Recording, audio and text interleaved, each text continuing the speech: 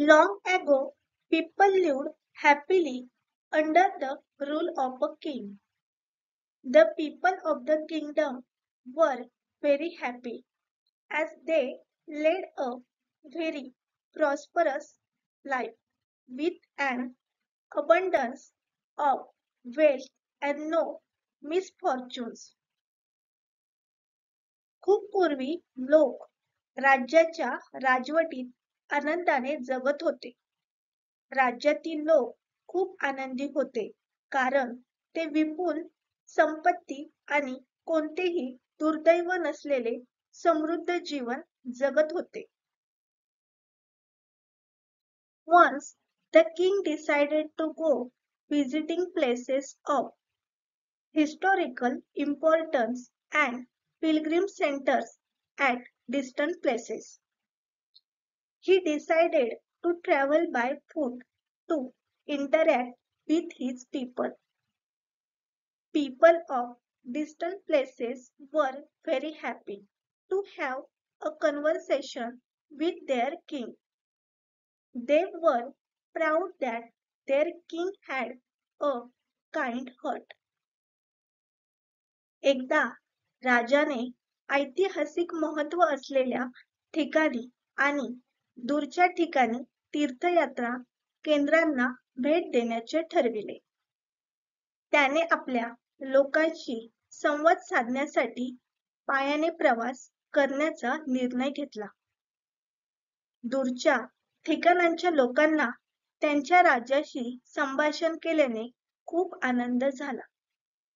त्यांना अभिमान वाटला की त्यांच्या राजाचे मन प्रेमळ आहे. After several weeks of travel, the king returned to the palace.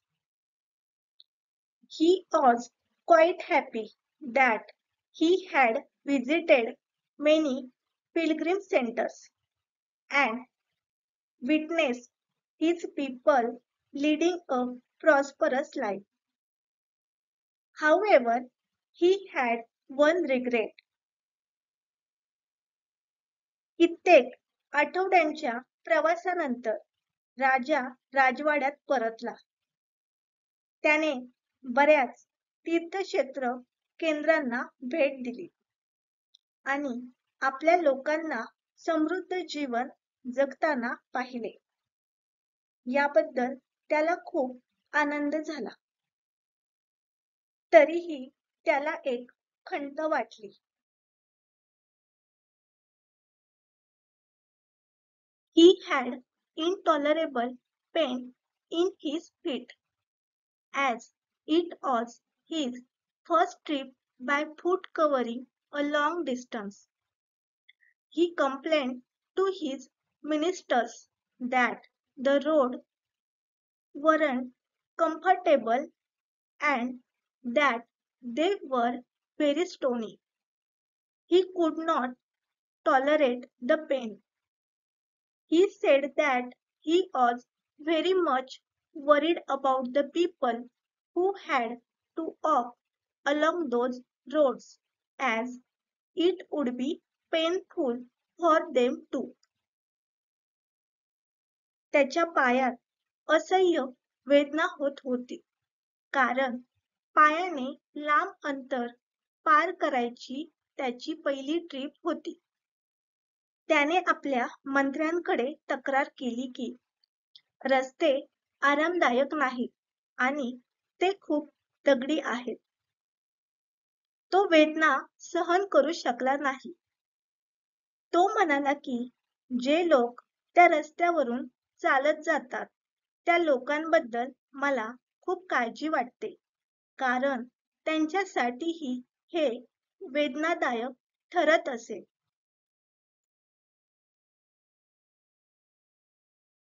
Considering all this, he ordered his servants to cover the roads in the whole country with leather so that the people of his kingdom can walk comfortably. हे सर्व लक्षात घेता त्याने आपल्या नोकरांना संपूर्ण देशातील रस्ते चामड्याने झाकण्याचे आदेश दिले, जेणेकरून त्याच्या राज्यातील लोक आरामात चालतील. The king's ministers were stunned to hear his order, as it would mean that thousands of cows would have to be slaughtered in order to get sufficient quantity of leather, and it would cost a huge amount of money also. राजाच्या मंत्र्यांना त्याचा आदेश ऐकून स्तब्ध केले, कारण याचा अर्थ असा होता की लेदरचे पुरेसे प्रमाण मिळविण्यासाठी हजारो गायींची कत्तल करावी लागेल आणि त्यासाठी मोठ्या प्रमाणात पैशाची किंमतही असेल.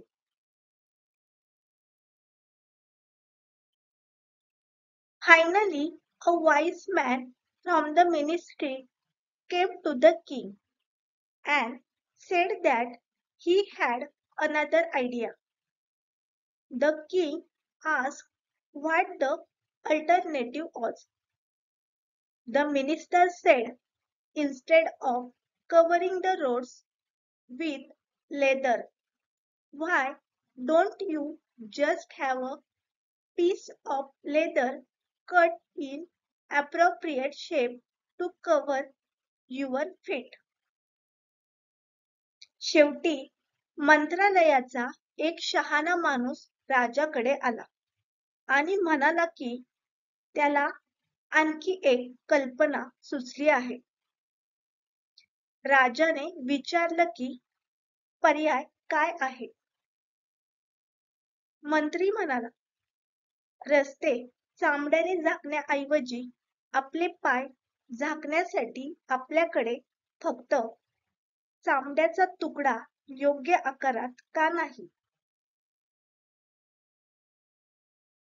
The king was very much surprised by his suggestion and applauded the wisdom of the minister. He ordered a pair of leather shoes for himself and requested all his countrymen also to wear shoes. Moral of the story: change yourself and not the world. त्याच्या सूचनेमुळे राजाला आश्चर्य वाटले आणि त्यांनी मंत्र्याच्या शहाणपणाचे कौतुक केले. त्याने स्वतःसाठी लेदरच्या शूजची जोडी मागविली आणि आपल्या सर्व देशवासियांना शूज घालण्याची विनंती केली. कथेचे नैतिक: स्वतःला बदला, जग नव्हे.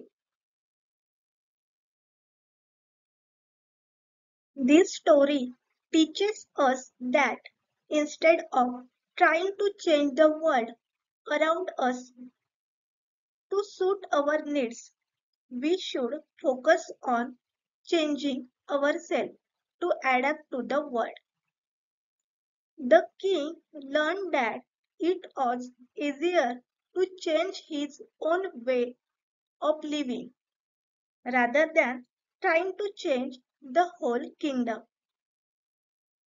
ही कहाणी आपल्याला शिकवते की आपल्या गरजा भागविण्यासाठी आपल्या सभोवतालचे जग बदलण्याचा प्रयत्न करण्याऐवजी आपण जगाशी जुळवून घेण्यासाठी स्वतःला बदलण्यावर लक्ष केंद्रित केले पाहिजे. राजाला हे समजले की संपूर्ण राज्य बदलण्याचा प्रयत्न करण्याऐवजी स्वतःची जीवनशैली बदलणे सोपे आहे.